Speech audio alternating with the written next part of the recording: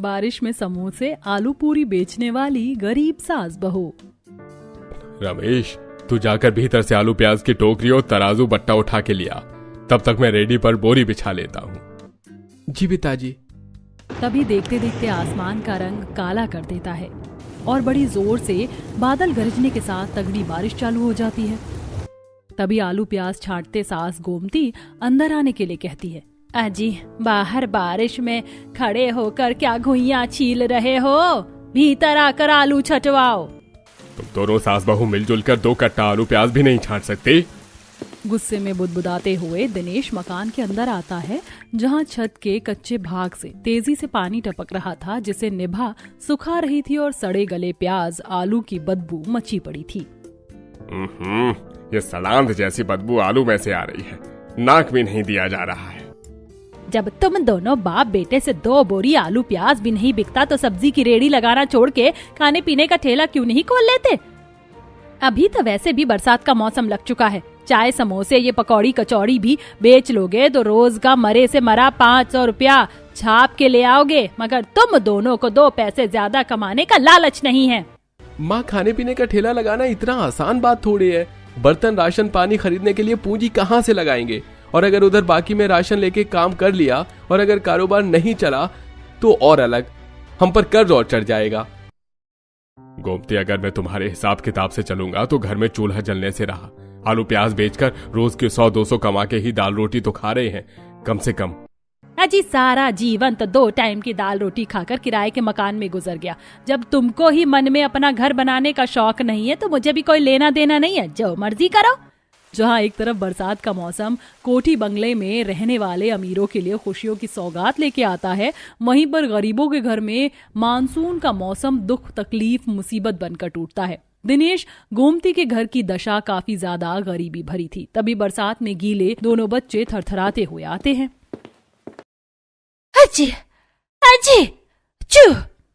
भगवान जी, ये दोनों भाई बहन भी पेड़ने के लिए पैदा हुए हैं। तुम दोनों को ओढ़ने के लिए पन्नी दिया था, फिर बारिश में क्यों भीग गए?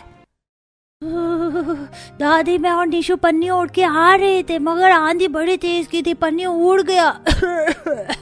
सुमन बहू, तू ये आलू छाटना छोड़, दोनों का शरीर देख। जाके बुखार चढ़ गया तो दवाई करवाने को हाथ में पैसा कौड़ी भी नहीं है। वैसे काजल, निशु, तुम दोनों की स्कूल की छुट्टी तो 2 बजे होती है, आज जल्दी कैसे आ गए?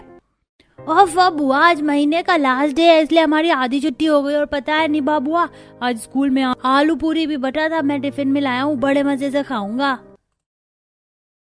मासूम से निशु के चेहरे पर आलू पूरी खाने की खुशी देखकर सबकी आंखें डबडबा जाती हैं। तभी भारी दिल से बहू ससुर से पूछती है, पापा जी आज खाने में क्या बना दूं?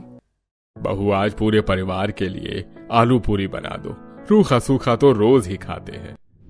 बहू, मुझको दराती दे दे, इन छटे हुए आलू में से आधे खराब हैं, आधे ठीक है, काट कर आलू दम बन जाएगा। पर माँ जी, रसोड़े में पूरी छानने के लिए रिफाइंड या डालडा कुछ नहीं है। हाँ तो मैं मंगवा देता हूँ। प्रभात, ये 150 रुपए ले और दुकान से तेल ले आ। जी भैया, लाता हूँ।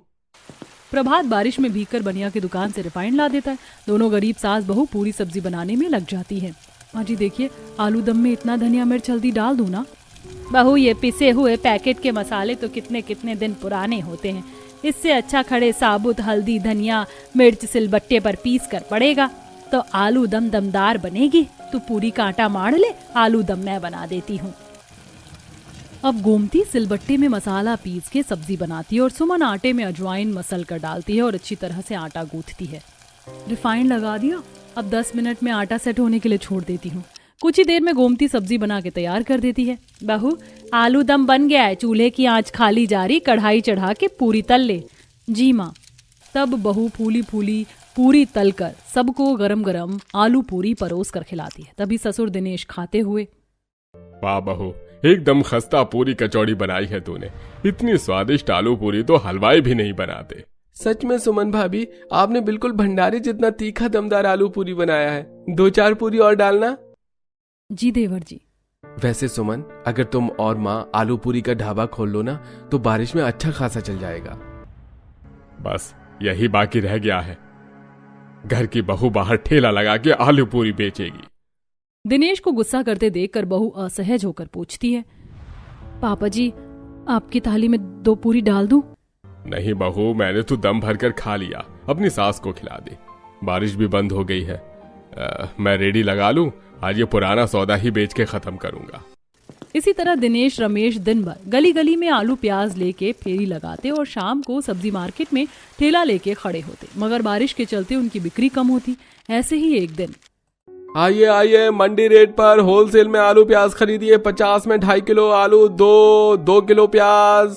अरे ये माल के मंदे, सस्ते दाम में मक्खन आलू प्याज खाओ, आओ माल के मंदे। तभी दोनों अपने सामने समोसे बेचने वाले के ठेले पर भीड़ जमी देखकर हताश हो जाते हैं। अरे आज तो इस समोसे वाले के यहाँ बाकी दिन से भी काफी ज्यादा भीड़ भाड़ है और हमारी रेडी एकदम खाली पड़ी है। 15 दिन में ही इस समोसे ब्रेड पकौड़े वाले का काम कितना अच्छा जम गया और सुबह से हमारी बोनी भी नहीं हुई। मन कर रहा है कालू गोलगप्पे वाले को बोल के इसकी रेडी हटा दूं। रमेश, ऐसे किसी के रोजी रोटी पर लात नहीं मारते। भगवान ने अगर मुंह दिया है, पेट भी वही भरवाएगा। 1-2 घंटे और देख लेते हैं, फिर ठेला बढ़ा देंगे। तभी एकदम से मौसम बिगड़ जाता है और तेज तेज की बिजली चमकने के साथ मूसलाधार बारिश होने लगती है। पता नहीं आज किसका मुंह देखकर निकले थे, पूरी दुकानदारी मर गई। चलिए बाबूजी घर। रेडी को धक्का मारते हुए रमेश दिनेश घर जाने लगते हैं। पूरे रोड पर पानी भरा होता है। तभी एक ब्रेक फेल ट्रक तेजी से आकर उनको टक्कर मार के चली जाती है। किसी तरह सब्जी का नुकसान तो नहीं होता, लेकिन दोनों बाप बेटे की रीढ़ की हड्डी और पैर की हड्डी टूट जाती है। कुछ लोग दोनों को घर छोड़ जाते हैं। हे राम, रमेश तेरे पैर में प्लास्टर क्यों चढ़ा है और तुम्हें क्या हुआ? बस आज जान जाते जाते बची है माँ। मैं और बाबूजी रेडी लेकर लौट रहे थे, तभी ट्रक से टक्कर हो गई। मेरे पिताजी के पैर और रीढ़ की हड्डी टूट गई है। जुड़ने में 2-4-6 महीने लगेंगे। समझ में नहीं आ रहा घर का चूल्हा कैसे जलेगा। रमेश को घर की चिंता देखकर सुमन दिलासा देती है, अजी जब तक आप और बाबूजी ठीक नहीं होते, मैं और माँ जी सब्जी बेच लेंगे। और रही बात घर की खाना पीना की, मैं देख लूंगी भाभी। दोनों गरीब सास बहू अगले दिन बारिश में आलू प्याज बेचने बाजार जाती हैं। बाजार में आए हुए इतना समय गुजर गया, एक ग्राहक तक नहीं आया बहू, ऐसे गुजारा कैसे होगा? माँ जी देखिए, बाजार में जिनके पास होलसेल सब्जी है, ग्राहक उनके पास से सब्जी खरीद रहे हैं और सबसे ज्यादा खाने पीने का ठेला लगा हुआ है। तभी एक ग्राहक का समोसे वाले से झगड़ा हो जाता है। अरे भाई, इस आलू के समोसे के 30 रुपए किस बात के बन गए? बाकी बिहारी हलवाई भी 12-15 रुपए से ज्यादा के समोसे नहीं बेचता। तुम कोई स्पेशल आलू के समोसे बनाकर थोड़े बेच रहे हो? अरे वाह जी वाह, ये सही तरीका है पैसे न देने का। एक बार में 4 समोसे खाकर बचा गए और अब किचकिच कर रहे हो। एक अठन्नी भी छोड़ने वाला नहीं हूं मैं। अरे ठगेरू आदमी है, महंगाई मचा रखी है बड़ा इसने तो।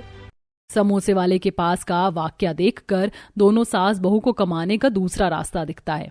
माँ जी, क्यों ना हम दोनों सास बहू बारिश में समोसे, चटनी और आलू पूरी बनाकर बेचें तो अच्छा चलेगा। मुनाफा ना भी हो तो घर का खर्चा तो निकलेगा। दोनों सास बहू विचार विमर्श करके घर आती हैं और आलू पूरी समोसे बेचने के लिए बर्तनों का जुगाड़ करती हैं। माँ जी, ग्राहकों के लिए आलू पूरी बनाने में हलवाई वाले बर्तन लगेंगे। आटा, मैदा, घी, तेल, रिफाइंड भी मंगवाना पड़ेगा। बहू, बर्तन खरीदने की जरूरत नहीं है, क्योंकि मैंने तेरे दहेज के बर्तन ऐसे ही सहेज कर रखे हैं, तो आलू पूरी बनाने में वही लगा लेंगे और बाकी लाला के यहाँ से उधार बाकी में राशन ले आते हैं। अगर कल लागत निकल गई तो पैसा चुका देंगे, बाकी सब्जी तो घर की है। सारा सामान जोड़कर अगले दिन तड़के सुबह बारिश में दोनों सास बहू खाना बनाने में लग जाती हैं, जिसमें बाल बच्चे देवर नंद भी मदद करते हैं। भाभी जरा देखकर बताइए, मैंने समोसे अच्छे से गढ़ा है? अरे वाह प्रभात देवर जी, आपने तो एकदम हलवाई के जैसे समोसे का सांचा बनाया है। बस थोड़ा आलू की क्वांटिटी कम है, थोड़ा ज्यादा डालिए। अरे बहू, जल्दी जल्दी से पूरी किलो ही लगा, चूल्हे की आंच, कढ़ाई का तेल खाली जा रहा है। जी माँ जी। मम्मी आटे के पेड़े मैं और बुआ बना रहे, तुम पूरी बेलो, फिर आपको दादी को बेचने भी तो जाना, तभी तो घर में खाना बनेगा। छोटी सी काजल की समझदारी भरी बातें देखकर दोनों सास बहू का कलेजा दुख भरी परिस्थितियों को देखकर फटने को हो जाता है। तब दोनों छोटे सिलेंडर वाला स्टोव, सब्जी पूरी और समोसे लगाकर बाजार में आती हैं, जहां आज का मौसम ठंडा ठंडा बना हुआ था। आइए आइए, मात्र 30 रुपए प्लेट में गर्मा गर्म सब्जी पूरी खाइए, करारे आलू के समोसे बस 10 रुपए में खाइए। गरीब बहू को बारिश के मौसम में सस्ते में आलू पूरी समोसे बेचते देखकर सारे ग्राहक खींचे चले आते हैं। अरे बहन जी, क्या आप सचमुच में 10 रुपए में समोसे खिला रही हैं? जी भैया जी, साथ में धनिया लहसुन की पिसी हुई चटनी भी है। अरे क्या बात है, सिलबट्टे की चटनी के साथ तो समोसे का रंग जम जाएगा। 2 समोसे खिला दीजिए। गरीब सास फटाफट से स्टोव जलाकर समोसे तल के ग्राहक को प्लेट में चटनी के साथ देती है, जो कि ग्राहक को काफी ज्यादा पसंद आता है। वाह माता जी, आपके यहाँ के समोसे कितने खस्ता और करारे हैं। रेट भी आपने 10 रुपया रखा है। इतनी महंगाई के जमाने में 10 रुपए में मिलता ही क्या है। बेटा अभी नया नया धंधा शुरू किया है ना, इसलिए रेट कम रखा है। फूली फूली पूरी कचौरी बना रही हूँ, अगर खाओगे तो 1 प्लेट लगा दूं। हाँ बिल्कुल लगा दीजिए। ऐसी बरसात के मौसम में आलू पूरी खाने का अलग ही स्वाद है। आंटी जी 2 प्लेट आलू पूरी मुझे भी लगाना। बस बेटी, इनके बाद तुम्ही को दे रही हूँ। दोनों सास बहू मिलजुल कर ग्राहकों को उनकी फरमाइश के अनुसार समोसे आलू पूरी खिलाती हैं। उनके बोलचाल के मिठास की वजह से ग्राहक पूरे ठेले को घेर लेते हैं और 2-4 घंटे में ही आलू पूरी समोसे सब खत्म हो जाता है। माँ जी, सारी आलू पूरी समोसा बिक गया। भगवान की दया से पहले दिन की दुकानदारी अच्छी निकल गई। बहू अब घर चलते हैं। खाली बर्तन ठेला लेकर दोनों घर आती हैं और पैसे गिनती हैं। माँ जी, खाली आज में हमें 700 रुपए का मुनाफा हुआ है। बस हमारा व्यापार ऐसे ही चल गया तो सारे दुख दूर हो जाएंगे और बहुत जल्दी हम अपना खुद का घर बना लेंगे। तेरे मुंह में घी शक्कर बहू, कम से कम इस किराए की जिंदगी से छुटकारा तो मिलेगा। प्रभात, सुबह जाकर मंडी से आलू प्याज धनिया लहसुन ला देना। ले आऊंगा माँ। तड़के सुबह 4 बजे ही प्रभात सब्जी मंडी से 1 कट्टा आलू प्याज लहसुन धनिया ले आता है। दोनों सास बहू दोबारा से आलू पूरी समोसे बनाते हैं। तब एकदम से जोर जोर से बादल गरजने के साथ बारिश चालू हो जाती है और रसोई की कच्ची दीवार से बारिश के पानी से मिट्टी बहकर तेल में गिर जाती है। हे राम जी, पता नहीं है सावन भादों का मौसम किस लिए आता है। पूरे 1 घानी का समोसे में मिट्टी झड़ गई। इतने साल गुजर गए मकानदार को कहते हुए, मगर किसी साल सफेदी नहीं करवाता। केवल किराया टाइम पर चाहिए। कोई बात नहीं माँ जी, इसे बच्चे खा लेंगे। तब नया तेल डालकर गोमती समोसे बनाती है। कुछ देर बाद, बहू ये बारिश तो छूटने का नाम ही नहीं लेता है, ऐसे ही जाना पड़ेगा। गरीब को पेट की आग बुझाने के लिए जहमत तो उठानी पड़ती है। बेचारी दोनों सर पर बोरी डालकर बाजार लगाने के लिए बढ़ने लगती है। तभी फुटपाथ पर कुछ असहाय लाचार परिवार बैठे हुए हाथ पैर पसार के भीख मांग रही थी। आंटी आंटी, आप दोनों भंडारा बांट रहे हो ना? मुझे अभी थोड़ी सी पूरी सब्जी खिला दो, पेट में बहुत दर्द हो रहा है। फुटपाथ में बेघर बैठे उस मासूम से बच्चे को भूख से ललकते हुए देखकर बहू पूरी सब्जी निकालने लगती है। तभी गोमती टोकती है, सुमन बहू, अभी हमारी बोनी भी नहीं है और तू इस बच्चे को फ्री में सब्जी पूरी दे रही है। दुकानदारी खराब हो जाएगी ऐसे। माँ जी, भगवान की दया से वो हमें इतना दे रहा है कि हम अपने परिवार का पेट भर लें और किसी गरीब भूखे को 2 पूरी खिला देने से कुछ नहीं घटेगा। ईश्वर हमें थोड़ी कमाई में भी बरकत देगा। अपनी बहू की बात सुनकर गोमती का मन भी मयार हो जाता है। तब वह फुटपाथ पर बैठे 2-4 और बच्चों को भी 1-1 समोसा देती है, जिसके बाद दोनों बाजार में आती हैं। गर्मा गर्म तीखी चटपटी आलू पूरी खाइए, मात्र 30 रुपए प्लेट, समोसे चटनी भी है। तभी समोसे आलू पूरी की खुशबू से एक महिला खाने के लिए आती है। अरे वाह, ये आलू पूरी देखकर तो मेरे मुंह में पानी आ गया। 1 प्लेट लगा दो। जी अभी देती हूँ। सुमन आलू पूरी की प्लेट सजा कर देती है। तभी ग्राहक, बैठकर खाने की जगह नहीं है क्या? माफ कीजिएगा, केवल यहाँ प्लेट रखकर खड़े होकर खाने की जगह है। ग्राहक महिला बारिश में ही मुंह सिकोड़ के खाती है। दोनों सास बहू की मिठास बोलचाल स्वभाव के कारण उनके यहाँ आलू पूरी समोसे खाने वाले बारिश में काफी ग्राहक जम जाते हैं और अब वह पैसे भी जोड़ने लगती हैं। तभी एक दिन अलर्ट जारी होता है। सुनिए सुनिए सुनिए, मानसून की वजह से लगभग 1 हफ्ते तक मौसम खराब रहने और मूसलाधार बारिश होने की संभावना है। सब लोग अपने घरों में बने रहें और बाजार खाली कर दें। इतना बोलकर अलर्ट वाले चले जाते हैं और तभी तेज चक्रवर्ती तूफान के साथ आंधी बारिश होने लगती है। बहू, आज तो बड़ी तेज आंधी पानी है, सारा सौदा बच गया। माँ जी, मौसम का रुख खराब होता जा रहा है, घर चलते हैं। दोनों सास बहू जैसे जैसे घर की तरफ बढ़ती हैं, रोड पर घुटने तक बारिश का पानी उतर आता है। यहाँ तक कि कच्ची कॉलोनियाँ कुछ घंटे की बारिश से बिल्कुल डूब जाती हैं। जैसे ही दोनों अपने खांचे के बाहर पहुँचती हैं तो निभा घर में भरा पानी फेंक रही थी। माँ, भाभी, शुक्र है आप दोनों सही सलामत आ गई। हमारा दिल बैठा जा रहा था, मौसम बहुत खराब है।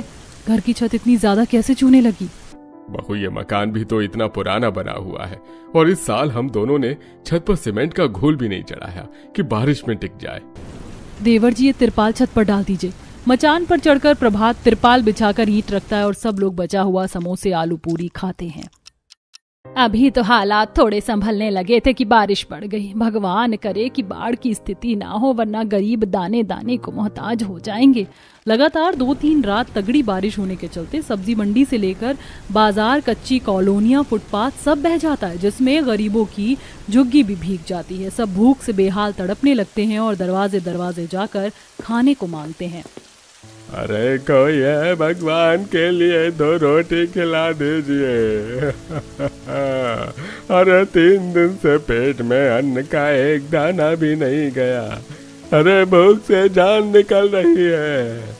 उस भूखे गरीब बुजुर्ग के बार बार दरवाजा खटखटाने पर कोठी की मालकिन सुषमा खुंदक खाते हुए दरवाजा खोलती है। और ये कौन हो भाई, दरवाजा क्यों पीट रहे हो, क्या चाहिए? बहन जी दया करके 2 रोटी खिला दो, भगवान तुम्हारा घर परिवार आबाद रखे। उस लाचार असमर्थ भिखारी के हाथ पैर कपड़ों पर कीचड़ सना देखकर सुषमा घिनघिनाते हुए दुत्कार कर भगाने लगती है। कितनी गंदी बास आ रही है तुझ में से, चल भाग, मेरे दरवाजे से पूरा कीचड़ कीचड़ कर दिया। अपने कच्चे घर द्वार के अंदर से ये नजारा देखकर गोमती सुमन का दिल भर आता है। सचमुच भगवान अमीरों को धन तो बढ़ा चढ़ा कर देता है, लेकिन उनमें गरीब को देने का मन नहीं देता। बहू, इस बार और संकट की घड़ी में हम बचत करने से भला किसी गरीब का पेट भर पाएंगे तो हमें दुआ देंगे। मकान के अंदर जो कुछ मुहैया है उससे आलू पूरी बनाते हैं। दोनों गरीब सास बहू निस्वार्थ भावना से बारिश में टपकती छत के नीचे चूल्हा फूंक कर आलू पूरी बनाती हैं और ठेले पर रखकर बारिश में घुटनों तक डूबती सड़क पर बांटने जाती हैं। जवानी दे कि तो वही आंटी है ना जिन्होंने उस दिन हमें पेट भरकर आलू पूरी और समोसा खिलाया था। हाँ, लगता है वो आज भी हमारे लिए भंडारा बांटने आई हैं। तब दोनों गरीब भूखे लाचार लोगों के पास आकर ठहर जाती हैं। उनकी आंखों में कुछ खिलाने की आस चमक रही थी। तब प्लेट में पूरी सब्जी डालकर वो सबको देती हैं। ये लो बच्चों, तुम सबको भूख लगी होगी ना, गर्मा गर्म आलू पूरी खा लो। आंटी, मुझे 1 प्लेट आलू पूरी और मिलेगी क्या? मेरी माँ ने 3 दिन से कुछ नहीं खाया है, वो बहुत ज्यादा बीमार है, भूख से तड़प रही है। एक रोटी की कीमत गरीब भूखे के लिए किसी खजाने की तरह होती है। सुमन डबडबाई आंखों से उस बच्चे को एक और प्लेट में पूरी सब्जी डालकर देती है। ये लो बेटा, तुम्हारी माँ के लिए पूरी सब्जी ले लो। तभी वहां से गुजरते हुए कुछ सरकारी बचाव दल के लोग नाव में बाढ़ग्रस्त गरीब लोगों को लेकर जाते हुए उन दोनों सास बहू को खाना देते देखते हैं। दोनों गरीब सास बहू लगभग 2-4 दिन लगातार अपनी घटी में से भी सबको आलू पूरी बनाकर खिलाती हैं। अंत में आंधी तूफान में उनका कच्चा मकान भी हिलने डुलने लगता है और बारिश का पानी भर जाता है। मम्मी देखो, पानी बढ़ रहा है, मुझे डर लग रहा है। डरते नहीं बेटा, मम्मी है ना। बहू, ये मकान किसी भी वक्त गिर सकता है, दीवार हिल डुल रही है, तुम निकल जाओ यहाँ से। अजी, हम आप दोनों को छोड़ के नहीं जाएंगे। दोनों सास बहू कंधा देकर उन दोनों को मकान के अंदर से बाहर लाती हैं। तभी मकान मलबा बन जाता है और बाढ़ का पानी तेजी से उफनने लगता है। दादी, मम्मी, मेरा गर्दन तक पानी आ गया, सांस नहीं आ रही है।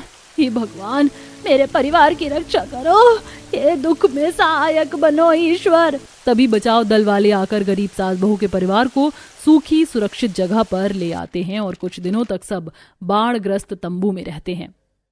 सोचा था पैसे जोड़कर अपना खुद का मकान बनाएंगे, आलू पूरी का ढाबा खोलेंगे, सब कुछ इस बारिश तूफान में तिनके की तरह बिखर गया।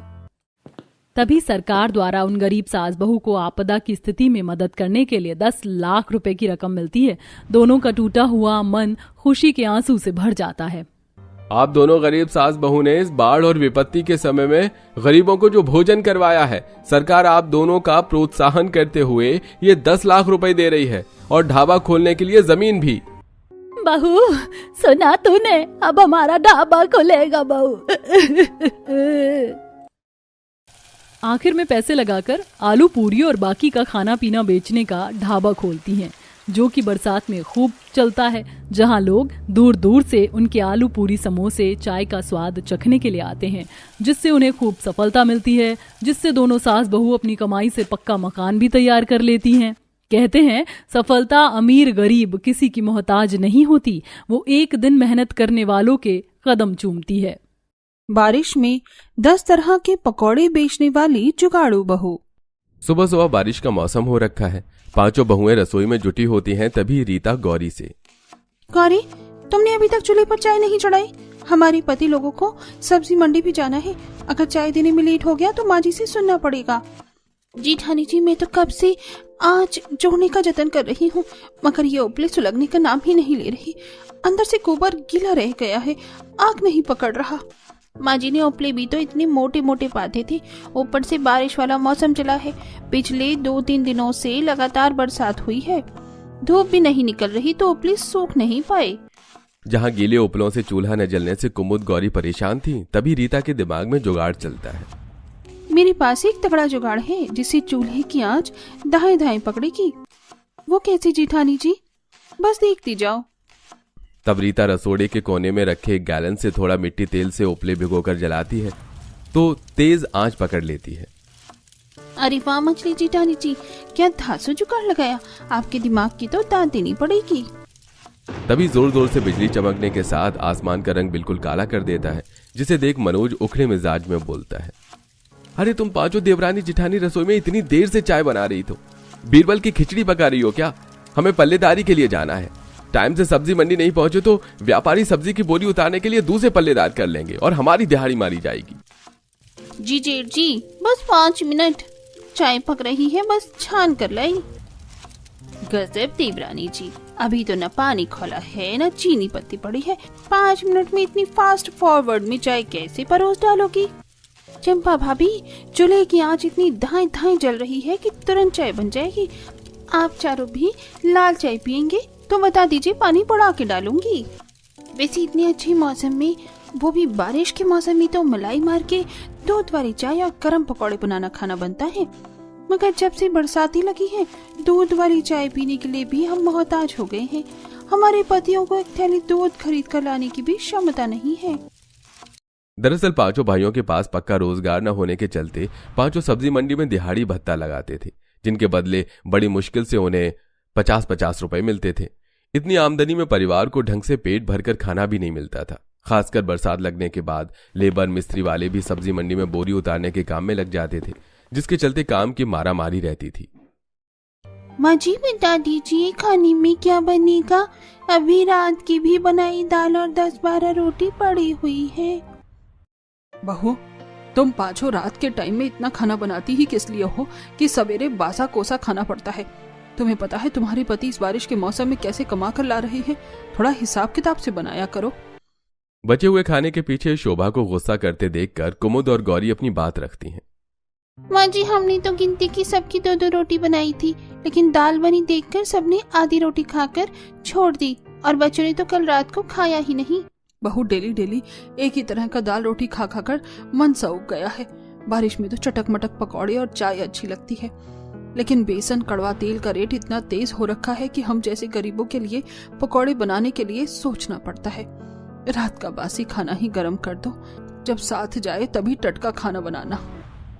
ऐसा कहते हुए गरीब शोभा का पकौड़े खाने के लिए मन तरसते देखकर पांचों जुगाड़ू बहू रसोई में जाती हैं। एक एक करके दाल मसाले के डिब्बे देखने लगती हैं और एक डिब्बे के अंदर से थोड़ी मात्रा में दाल पड़ा दिखता है। ये चना दाल तो मुश्किल से 1 से 2 मुट्ठी ही है। मैं सोच रही थी सबके लिए सील पर दाल पीसकर चना दाल के पकौड़े बनाती, मगर इतनी सी चने दाल में तो सबके हिस्से में 2-2 पकौड़े भी नहीं आएंगे।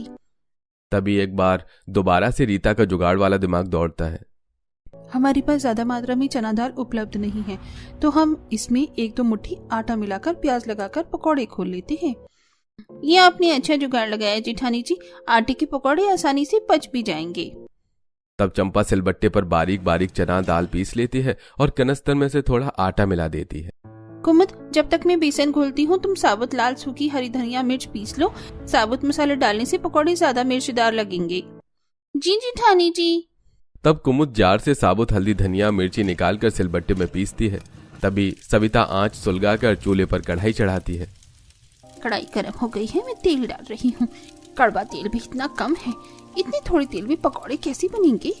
जेठानी जी, मैंने घोल को अच्छी तरीके से फेंटा है ताकि पकौड़े ज्यादा तेल ना पिए। इतने तेल में बात बन जाएगी। बाकी पकौड़े छलनी से नहीं, बड़े छन्नोटे से बनाना, ताकि एक्स्ट्रा तेल कढ़ाई में ही निकल जाएगा। हाँ ठीक है। तभी बाहर ठंडी ठंडी हवा चलने लगती है, तगड़ी बारिश होने लगती है। सविता सबके लिए गरम गरम पकौड़े सेकती है। वहीं पांचों भाई बारिश में भीगते हुए जब सब्जी मंडी पहुंचते हैं तो देखते हैं कि सेठ दूसरे लेबर से बोरी उतरवा रहा था और खुद बैठकर गरम गरम पकौड़े खा रहा था। अरे चलो चलो जल्दी जल्दी से आलू प्याज की बोरी उतारो। जो जितनी ज्यादा बोरी उतारेगा उसको 10 रुपए की जगह एक बोरी पर 20 रुपए दूंगा। सेठ के लालच देने पर गरीब मजदूर बोरी उतार कर जल्दी जल्दी रखने लगते हैं। तब अखिलेश सेठ के पास आता है। सेठ, हम पांचों भाई तो आ ही रहे थे, फिर आपने हमारी पल्लेदारी दूसरे को दे दी। हाँ तो क्या करता तुम्हारा इंतजार करके, अपने आलू प्याज की बोरियों को बारिश में गीले होने देता? हाँ, ताकि सारा सौदा खराब हो जाए। नुकसान तो मेरा होता ना। तुम पांचों ने तो रोज का लेट आने का धंधा ही बना रखा है, इसलिए आज से तुम्हारी पल्लेदारी खत्म। सेठ ऐसा मत करो, हम पांचों भाई बाल बच्चेदार हैं। साल भर से हम ही तुम्हारे आलू प्याज की बोरियां उतरवाते हैं और अब बरसात लगते ही तुम्हें सस्ते में लेबर मिल गया तो हमें निकाल रहे हो। हाँ सेठ, थोड़ा तो हमारे बारे में सोचो। ऐसे मानसून के मौसम में दूसरा काम धंधा भी नहीं मिलेगा। अपने परिवार का खर्चा कैसे चलाएंगे? हमारा परिवार भूखा मर जाएगा। अरे भाड़ में गया तुम्हारा परिवार, मुझे कोई लेना देना नहीं है। अब मेरे सिर पर खड़े होकर माथा मत खाओ, मुझको नाश्ता पानी करने दो। तुम्हारे चक्कर में मेरे चिकन के पकौड़े भी ठंडे हो गए, स्वाद भी आधा हो गया। बेचारे पांचों सेठ के आगे बहुत गिड़गिड़ाते हैं, मगर मक्कार सेठ उनकी अर्जी को अनदेखा करके स्वाद से चिकन पकौड़े खाने लगता है। वाह भाई वाह, वही ये लेग पीस वाला चिकन पकौड़ा तो खाने में एकदम लजीज लग रहा है, मजा आ गया। हाँ हाँ हाँ, ऐसे बरसात के मौसम में चिकन मटन के पकौड़े खाए बिना तो मौसम का कोई मजा ही नहीं है। चलते हैं भैया, हमारी बातों का इस कंजूस सेठ पर जू भी नहीं रेंगने वाला। चलो कोई दूसरा काम देखते हैं, बारिश का मौसम है। भूखे बारिश में भीगते हुए पांचों सब्जी मंडी में एक एक व्यापारी की दुकान पर काम मांगते हैं, लेकिन हर जगह से केवल हताश ही लौटते हैं। बारिश के चलते काम तो बिल्कुल भी है ही नहीं, अब घर परिवार का खर्चा कैसे निकलेगा? ऐसा बोलते हुए पवन जहां सब्जी मंडी खत्म होती है उस कोने में देखता है जहां पर सड़ी गली सब्जियों का खत्ता बना हुआ था, जहां ऊपर कुछ कुछ ताजी सब्जी भी थी। पवन उनमें से सब्जियां चुनने लगता है। पवन, ये तू खत्ते में से सब्जी क्यों छांट रहा है? भैया, इसमें काफी सारी सब्जियां बनाने खाने लायक लगती हैं। देखिए, किसी सब्जी वाले ने ये पालक की गड्डी ऐसे ही फेंक दी। इसमें से बस जड़ें ही तो गली हैं, पत्ते एकदम ताजा ताजा हैं। घर ले चलते हैं, छांट कर सब्जी बन जाएगी। वैसे ये आलू भी कोई खराब नहीं है, केवल थोड़े हरे कट्टे से हैं और प्याज भी सही है। ऐसा कहते हुए मनोज भी आलू प्याज को चुनकर थैली में भर लेता है। खराब सब्जियों को घर पर ले आते हैं, जहां पर बहुएं सास ससुर को गर्मा गर्म पकौड़े बनाकर खिलाती हैं। बाबूजी, आपको और पकौड़े डालूं? अरे नहीं नहीं बहू, पकौड़े तो तुमने बहुत स्वादिष्ट बनाए थे कि मैंने 2 प्लेट खा लिए। मेरा पेट टंच है, इससे ज्यादा खाऊंगा तो पचाना भारी हो जाएगा। ऐसा करो, थोड़े पकौड़े उन पांचों के लिए भी बचा कर रख देना, बारिश में से आकर वो खा लेंगे। मम्मी मम्मी, मेरी प्लेट में दाल वाली तो 4 पकौड़े और डाल दो। राजू, तूने सबसे ज्यादा पकौड़े खाए हैं, अभी पापा और चाचा भी खाने के लिए बाकी बचे हैं, दोबारा बनेंगी तो खा लेना। तभी पांचों मकान में आ जाते हैं। रीता बड़े प्यार से पांचों को पकौड़े खाने के लिए पूछती है। अजी, आप सब लोग आ गए हैं, घर में गरम गरम पकौड़े बने हैं, निकालो। नहीं, तुम ही खा लो पकौड़े, हमें नहीं खाना। अरे मनोज, रीता बहू कितने प्यार से खाने के लिए पूछ रही है, तू उस बेचारी पर झिझक क्यों रहा है? अरे तो क्या करूं पिताजी, इन पांचों की डेली देर करवाने के चक्कर में आज सेठ ने हमें काम से खदेड़ के निकाल दिया। ऊपर से न तो हम पांचों भाई इतने पढ़े लिखे हैं और ना ही घर में पैसा जोड़ कर रखा पड़ा है कि महीना 2 महीना बगैर काम के लिए हम घर में बैठ कर खा लें। अजी, आप तो ऐसे भड़क कर दिखा रहे हैं जैसे सरकारी नौकरी वाली तनख्वाह देता था आपका सेठ। दिन भर गधों की तरह बोरी उतरवाता था और बदले में 50 रुपए पकड़ा देता था। वो तो हम बहुएं कैसे घर का खर्चा चला रही हैं। रीता सही कह रही है देवर जी, आखिर कब तक आप पांचों भाई उस सेठ के यहाँ दिहाड़ी बत्ती का काम करेंगे? धीरे धीरे बच्चे भी बड़े हो रहे हैं, किराए के मकान में कब तक टाइम काटेंगे? आप पांचों भाई मेहनत सिखवाएंगे तो कल को अपना घर मकान भी बनाना है। सविता, तुम कहना क्या चाहती हो? साफ सीधे कहो, हम भाई अभी तक कोई झक नहीं मार रहे थे। तुम पांचों को तो घर में रहकर बस बनाकर खिलाना है, बाहर निकलकर नमक तेल हमें जोड़ना पड़ता है, तब पता चलता है कौन से खेत का क्या होता है। भैया जी, दूसरे की चाकरी करने से अच्छा कर आप पांचों भाई बारिश के मौसम में चाय पकौड़े की रेडी भी लगाएंगे ना, तो रोज के 1000 रुपए कमा लेंगे। अरे, खाने पीने का ठेला खोलने के लिए पूंजी लगती है, बर्तन ठेला लगता है और जगह देखनी पड़ती है। तुम पांचों तो बड़े जुगाड़ करती हो ना, तो बस पैसों का जुगाड़ लगा दो, हम लगा देंगे रेडी। पवन के तंज कसने पर 5 जुगाड़ू बहुओं की आंखें नम हो जाती हैं और ऐसे ही 2-4 दिन गुजर जाते हैं और 5 राशन कोटे से अनाज लेने जाती हैं। ये लीजिए, आपके परिवार के सभी सदस्यों को मिलाकर ये 50 किलो गेहूं, 50 किलो चावल और ये 20 किलो चना दाल। जहां हर महीने 5 बहू को कोटे से केवल राशन में गेहूं चावल मिलता था, इस बार उन्हें 20 किलो की दर से चने का दाल मिलती है। सर पर राशन उठाए 5 खराब बारिश के मौसम में रोड से घर जाने लगते हैं। सही है, कम से कम भगवान की दया से हमें इस बार राशन का थोड़ा ज्यादा सहारा हो गया। वैसे भी हमारे पति बेरोजगार बैठे हैं। तभी रोड किनारे ब्रेड, पकौड़े, कचौरी, समोसे की रेडी पर भीड़ लगी देखकर कुमुद कहती है, देखो उस पकौड़े वाले की ठेले पर लोगों ने कैसे मक्खी की तरह भीड़ मचा रखी है। अच्छी बिक्री कर रहा है पकौड़े बेच के। देखो इस पकौड़े वाले की रेडी कितनी चल रही है और एक हमारे पति हैं जो घर में बैठकर हाथ मल रहे हैं। इसी तरह बातें करते हुए 5 घर पहुंचती हैं, जहां उनके पति कुछ सड़ी सब्जियों में से अच्छी सब्जी छांटकर अलग कर रहे थे। भैया लगभग सारी सब्जी छट गई, मैं रेडी पर सजाता हूँ, फेरी लगाकर 200-400 तो कमा लेंगे। घर में इतनी मात्रा में आलू, प्याज, टमाटर, पालक मौजूद देखते हैं। घर के बाहर रेडी खड़ी थी और बहू के पास कोटे से मिला राशन, दाल, जो कि पकौड़ी बनाकर बेचने के लिए काफी था। अजी, इतनी थोड़ी थोड़ी सब्जियों को बेचकर आप कितनी बिक्री निकाल लेंगे? अरे, इन सब्जियों को छांटकर बेचने के लिए तो मंडी से चुनकर लाए थे ताकि घर का खर्चा के लिए पैसा कमा सकें। देखिए, इतनी थोड़ी मात्रा में सब्जी बेचने से कुछ खास आमदनी नहीं होगी, लेकिन अगर हम इन सब्जियों के पकौड़े बनाकर बेचेंगे ना, तो बारिश के मौसम में खूब बिक्री होगी और कमाई भी अच्छी होगी। सविता की राय सुनकर सब राजी हो जाते हैं, लेकिन अब जुगाड़ू बहू के सामने पकौड़े बनाने की सामग्री जुटाने की समस्या मुंह बाई खड़ी थी। जेठानी जी, पकौड़े बनाने में तेल, बेसन भी लगेगा और स्पेशली चटनी के बिना क्या हम ग्राहक को सूखे पकौड़े परोसेंगे? धनिया, लहसुन, मिर्ची भी चाहिए होगा। देवरानी जी, चटनी का भी जुगाड़ हो जाएगा। पहले जल्दी से इस चने की दाल को हाथ चक्की में डालकर बेसन बनाते हैं। कुमुद, गौरी हाथ चक्की में चने दाल को पीसकर बेसन बनाने लगती हैं। वहीं रीता, चंपा ओखली में मसाले कूटती हैं। तभी सविता मकान से बाहर निकलती है और आंगन की क्यारी में लगी धनिया मिर्च के पेड़ पौधे से पत्ती कलियां तोड़कर अंदर लेकर आती। अरे वाह सविता जेठानी जी, आप इतने फ्रेश ताजा धनिया मिर्ची कहाँ से तोड़ कर लाई है? कितना फ्रेश और ताजा सा है ये। कुसुम, ये ताजा ताजा धनिया मिर्ची मैं कहीं से तोड़ कर नहीं लाई हूँ, बल्कि अपने ही आंगन में उपजाया है। जब तुम्हारे जेठ जी 1-2 हफ्ते पहले मंडी से गली मिर्च और धनिया लाई थी, तो मैंने उन्हें फेंक कर नहीं था, बल्कि आंगन की मिट्टी में लगा दिया था। और देखो, बारिश के मौसम में बिना खाद पानी दिए अपने आप ही लग गया। सविता दराती से कुछ ताजा धनिया मिर्ची को बारीक बारीक काट लेती है। 2 बहुएं हाथ चक्की में बारीक चना दाल पीस कर निकाल लेती हैं और 2 बहुएं खरा धनिया, साबुत मिर्च सब कुछ अच्छे से कूट लेती हैं। 3 बहू अलग अलग बर्तनों में 4-5 तरीके के पकौड़े बनाती हैं, जैसे कि आलू पकौड़ा, प्याज पकौड़ा, पालक पकौड़ा, चना दाल पकौड़ा और टमाटर के पकौड़े। एक बहू चूल्हे पर पकौड़ों को तलती है और एक बहू सिलबट्टे पर हाथों से चटनी बनाती है। इसके बाद रेडी पर चटनी पकौड़े रखकर 5 बारिश में पकौड़े का ठेला लेकर बाजार में खड़ी हो जाती हैं। आओ प्यारे प्यारे भैया दीदी, गरम गरम आलू प्याज के पकौड़े, करारे पकौड़े खा लो। 10 रुपए के 5 सब्जी पकौड़े सिलबट्टे की चटनी के साथ। कुमुद की लुभावनी आवाज सुनकर दूसरी ठेली पर आलू पूरी खा रहे कुछ ग्राहक चटनी पकौड़े के स्वाद से खिंचे चले आते हैं। अरे बहन जी, 1 प्लेट गर्मा गर्म आलू प्याज के पकौड़े लगा दो। जी अभी लगाती हूँ बस। सविता स्टोव जलाकर पकौड़े को सेकने लगती है। चंपा डोंगे में चटनी डालती है और गर्मा गर्म पकौड़े चटनी ग्राहक को परोसती है, जिसे खाकर ग्राहक काफी ज्यादा खुश होते हैं। अरे वाह, क्या जबरदस्त आलू प्याज के पकौड़े बनाए हैं, और प्लस में सिलबट्टे की पीसी धनिया मिर्च की चटनी से डुबोकर खाने में तो डबल मजा आ रहा है। बहुत बहुत शुक्रिया बहन जी। वैसे हमारे ठेले पर 2-3 वैरायटी के और भी पकौड़े हैं, जैसे पालक पकौड़ी और चने दाल के तीखे पकौड़े हरी मिर्च डालकर बना रहे हैं। वैसे चने दाल के पकौड़े मैंने आज तक नहीं चखे। 1 पीस डालना, अगर मुझे पसंद आए तो फुल प्लेट लगवाऊंगी।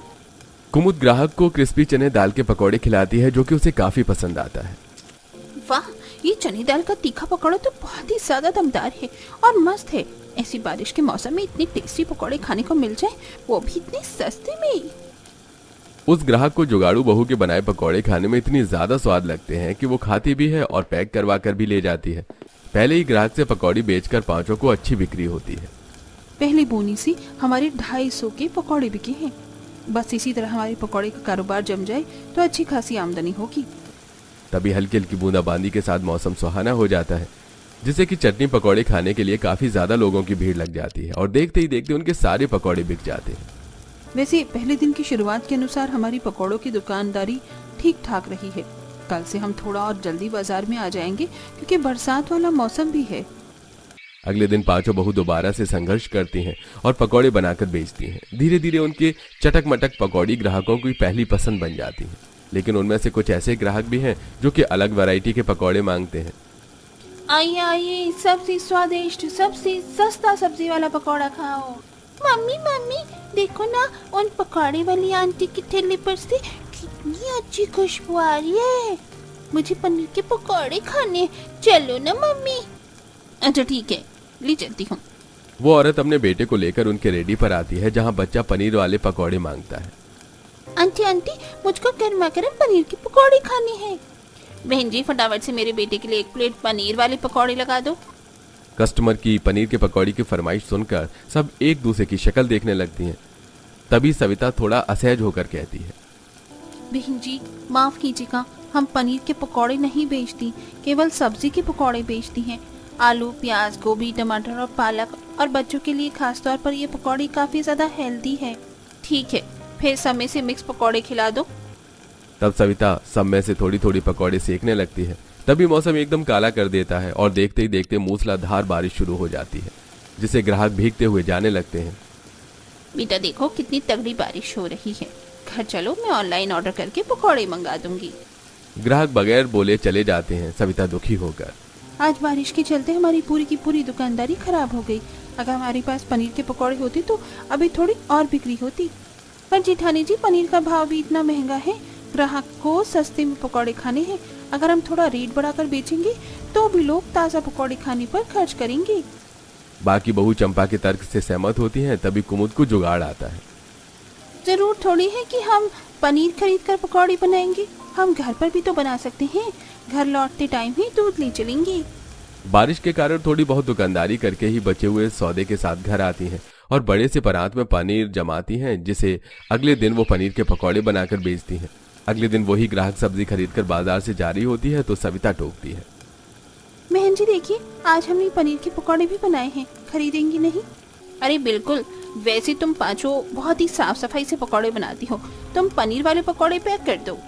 तब सविता पकौड़े पैक करके देती है। जिस दिन बारिश का खुला मौसम होता है उस दिन तो पकौड़े बेचकर उनकी अच्छी खासी आमदनी होती है, लेकिन कभी कभी की मूसलाधार बारिश में दुकानदारी मर जाती। पर अब धीरे धीरे उनके पकौड़े का ठेला बाजार में काफी अच्छा जम जाता है। फिर एक दिन एक चिकन पकौड़े वाले से एक ग्राहक की लड़ाई हो जाती है।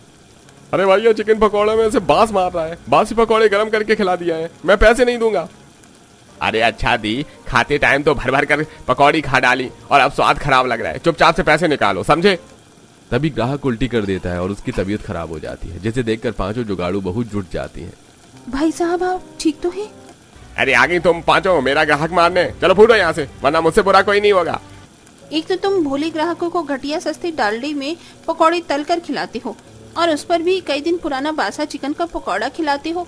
हमें लगा था तुम सुधर जाओगे, लेकिन तुम नहीं सुधरोगे। पांचों बहू से चिकन पकौड़े वाली की मिलावटी और बासी पकौड़े बेचने की पोल पट्टी खोल देती हैं, जिससे कि ग्राहक बाजार में से उनकी दुकान हटवा देते हैं। अब पांचों बहू सब्जी पनीर के पकौड़े के साथ साथ चिकन अंडा के पकौड़े भी बनाकर बेचने लगती हैं, और इस तरह बारिश में 10 तरह के पकौड़े बेचकर पांचों बहू खूब मशहूर होती हैं और बहुत जल्द किराए के मकान से जमीन खरीद कर जड़ से अपना पक्का मकान बनवाती हैं। समुद्री लहरों के बीच बहू का जहाज में ससुराल।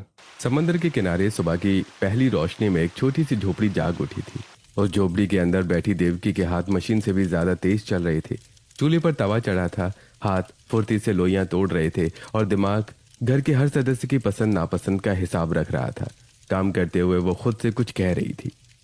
अरे देवकी जल्दी कर, तेज हाथ चला, बस 5 मिनट और, वरना ये लोग बिना खाए ही निकल जाएंगे। रोज का यही किस्सा है, काम की धुन में किसी को अपनी सेहत का ख्याल ही नहीं रहता। झोपड़ी के बाहर खुले आंगन में समंदर की नम हवाएं चल रही थीं। जमीन पर एक पुराना जाल फैला हुआ है। गायत्री दादी एक कोने पर बैठकर उसे टटोल रही हैं, जबकि राधा उनसे थोड़ी दूर पर बैठी हुई सुई धागे से फटे हुए हिस्सों को जोड़ने में जुटी है। राधा, अरे ओ राधा, इधर देख, ये जाल का धागा यहाँ से टूट गया है, जल्दी टांका लगा ले। आज का जाल ठीक करना बहुत ज़रूरी है, नहीं तो मछलियाँ निकल जाएंगी और हाथ कुछ नहीं आएगा। हाँ अम्मा जी, सी रही हूँ, पर सच कहूँ तो ये पुराना जाल अब जवाब दे गया है। कब से कह रही हूँ कि नया लेना पड़ेगा, पर घर के खर्चों से फुर्सत मिले तब तो। नया कहाँ से आएगा राधा, पहले मछली बिके, हाथ में पैसे आए तब ना। यही जिंदगी है हमारी।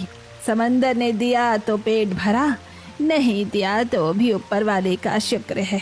तभी मोनिका झोपड़ी से बाहर आती है। उसके चेहरे पर चिड़चिड़ापन साफ दिख रहा है। उफ, ये मछली की बदबू, सुबह सुबह आँख खुली तो यही सब झेलना पड़ता है। देखो हाथ को कैसे हो गए हैं ये, मेरे हाथ अजीब से रूखे और बदबूदार। तंग आ गई हूँ इस मछली बाजार जैसी जिंदगी से। मन करता है सब छोड़ छाड़ कर यहाँ से भाग जाऊं।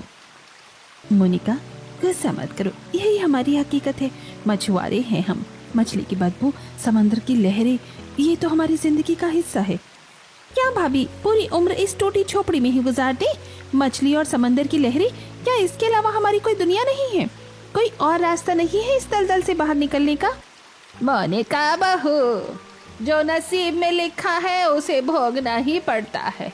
फालतू की शिकायत करने से पेट नहीं भरता, मेहनत करने से भरता है। चुपचाप अपना काम देख। मोनिका मुंह बनाती है और पैर पटकती हुई अंदर चली जाती है। तभी बाहर से अनिल जी की आवाज सुनाई देती है। अजय, अक्षय, अक्षत, अरे जल्दी करो बेटा, सूरज सिर पे चढ़ रहा है। मंडी पहुंचने में देर हो गई तो अच्छा भाव नहीं मिलेगा। हाँ पापा, बस आ रहे हैं, जाल समेट लिया है। पापा, आज लहरें शांत हैं, अगर मछली अच्छी फंसी तो मंडी में आज चांदी ही चांदी होगी। हाँ बेटा, वो तो है, लेकिन पहले खाना खा लो। खाली पेट समंदर की लहरों से नहीं लड़ा जाता। बस 2 मिनट पापा जी, थालियाँ लग गई है, गरम गरम परोसती हूँ। आज बिना खाए कोई घर से बाहर कदम नहीं रखेगा। सच तो यह है देव की बेटा, अगर इस घर में तू न हो तो ये पूरा परिवार अधूरा है। पापा जी, आप कैसी बातें करते हैं? आप सब तो मेरा परिवार है। सब जमीन पर बैठकर खाना खाने लगे। खाने के बाद सब समंदर की तरफ निकल गई। लहरों के बीच एक असली मेहनत शुरू हुई। नाव हिल रही थी पर वो संभल कर खड़े थे। चारों तरफ पानी की आवाज गूंज रही थी। मिलकर वो भारी जाल समंदर में डालते हैं। ये सिर्फ मछली पकड़ना नहीं, रोजी की मेहनत है। काफी देर तक इंतजार, तेज धूप और लहरों के बीच वो जुटे रहते हैं। पसीना भी समंदर में घुल जाता है। अक्षत, अक्षय, अरे हाथ लगाओ भाई, जाल बहुत भारी है। लगता है आज किस्मत मेहरबान है, बहुत मछली फंसी है। आ रहा हूँ भैया। जाल नाव के तख्ते पर गिरता है। मछलियों की फड़फड़ाहट और बढ़ जाती है। वाह, देखो पापा, कितनी बड़ी सुरमई और पॉपलेट फंसी हैं। आज तो मंडी में खरीदार टूट पड़ेंगे। शाबाश बेटो, ये तुम्हारी मेहनत का फल है। जल्दी करो, इन्हें बर्फ के खानों में लगाओ। धूप तेज हो रही है, मछलियां नरम पड़ गई तो मंडी में कौड़ियों के दाम बिकेगी। हमें दोपहर तक हर हाल में मंडी पहुंचना है। नाव अब किनारे की तरफ तेजी से मुड़ती है। कड़ी मेहनत के बाद मिली इस कामयाबी की खुशी उनके थके हुए चेहरों पर चमक रही है। अब बारी थी मंडी की, जहां उनकी इस दिन भर की मशक्कत की कीमत लगनी थी। अरे आ जाओ भाई, आ जाओ, एकदम ताजा माल है, अभी अभी समंदर से निकला है। जो पहले आएगा वही माल पाएगा। आ जाओ, आ जाओ। ताजा मछली, बेहतरीन दाम। देखो भाई, ऐसी मछली और कहीं नहीं मिलेगी। आ जाओ, आ जाओ। पापा, 3 घंटे हो गए हैं, माल वैसा का वैसा ही पड़ा है। आज तो समंदर ने भी साथ दिया, पर ये किस्मत क्यों रूठी हुई है? मंडी में ग्राहक ही नहीं आ रहे हैं भैया। लग रहा है आज की मेहनत पानी में चली जाएगी। अगर ये रात तक नहीं बिकी तो खराब होने लगेंगी। मैंने तो पहले ही कहा था, इस गंदगी में मुझे मत लाओ। अब देखो, न मछली बिक रही है और न ही यहाँ चैन है। इतनी धूप और बदबू, मैं तो बीमार ही पड़ जाऊंगी। सब्र रखो बेटा, धंधे में कभी दिन अपना होता है तो कभी नहीं। लेकिन आज नुकसान हुआ तो घर का खर्च चलाना मुश्किल हो जाएगा। तभी भीड़ को चीरती हुई एक आत्मविश्वास से भरी लड़की वहां पहुंचती है। साधारण पर सलीके के कपड़े, आंखों में चमक और हाथ में एक थैला। ये करिश्मा है। वो रुककर अनिल जी के स्टॉल की मछलियों को ध्यान से देखती है। ये मछलियाँ तो एकदम ताजी लग रही हैं। पूरी मंडी में ऐसी चमक और कहीं देखी ही नहीं मैंने। जी, सुबह ही पकड़ी है, ताजी तो है पर लेने वाला कोई नहीं है। आप लोग यहाँ बैठकर इंतजार कर रहे हैं, इसीलिए नहीं बिक रही। आज का जमाना इंटरनेट का है। अगर आप तकनीक का इस्तेमाल करें, इन मछलियों की फोटो और वीडियो बनाकर सोशल मीडिया या ऑनलाइन एप्स पर डालें तो आपको मंडी आने की जरूरत ही नहीं पड़ेगी। ग्राहक खुद आपके पास आएगा। अरे बहन जी, हम ठहरे अनपढ़ मछुआरे, हमें कहाँ ये इंटरनेट और मोबाइल का खेल समझ आता है। हम तो बस जाल फेंकना जानते हैं। नहीं समझ आता? मोबाइल तो आप सबके पास है ना, बस थोड़ा सा जुगाड़ और सही जानकारी चाहिए। यकीन मानिए, टेक्नोलॉजी का साथ लेंगे तो बहुत फायदा होगा। आपका मुनाफा 2 गुना हो सकता है। आप कह तो सही रही हैं, पर अभी हम लोग इतना आगे नहीं बढ़े हैं। हमें तो बस ये पुराना तरीका ही आता है। कोई बात नहीं, शुरुआत तो कभी भी की जा सकती है। फिलहाल आप मुझे 2 किलो सबसे अच्छी मछली दे दीजिए, मेरे पापा बहुत खुश होंगे। करिश्मा की बातों ने अक्षत के मन में एक आइडिया का बीज बो दिया था। अक्षत उसे मछली तौल कर देता है और पहली बार उन दोनों की नजरें मिलती हैं। अच्छा हुआ तुम आ गई, सुबह से एक भी ग्राहक नहीं आया था हमारे पास। अरे घबराइए मत, अभी और भी ग्राहक आएंगे आपके पास, बस थोड़ा सब्र रखिए। थोड़ी देर में एक एक करके ग्राहक आते गए और देखते देखते ही टोकरियां खाली हो गईं। सूरज ढल चुका था, समंदर की लहरें अब शांत थीं। अनिल जी और उनके बेटे थके कदमों से घर की ओर चले, कंधे झुके हुए, पसीने से भीगे, लेकिन चेहरे पर सुकून था। मेहनत रंग लाई थी। आज का दिन अच्छा रहा, सारी ही मछलियां बिक गई। थके हुए कदमों से सब घर पहुंचे। अनिल जी, अजय, अक्षय, अक्षत और साथ में मोनिका। आज के बाद मंडी नहीं जाऊंगी, इतनी धूप, इतनी बदबू, हड्डियां टूट गई है मेरी। अरे आज तो माल भी बिका और पैसे भी आए, अभी भी तुम्हारा मुंह उतरा हुआ है। पैसे आए तो क्या, इतनी मेहनत करनी पड़ी, धूप में मेरी स्किन जल गई। आ गए सब, हाथ मुंह धो लो, खाना तैयार है। देव की बेटा, आज बहुत थके हैं सब, और सबसे ज्यादा मोनिका बहू। थोड़ी देर में रात का खाना लग गया था। गायत्री दादी ने एक एक थाली परोसी, सब आकर बैठ गए।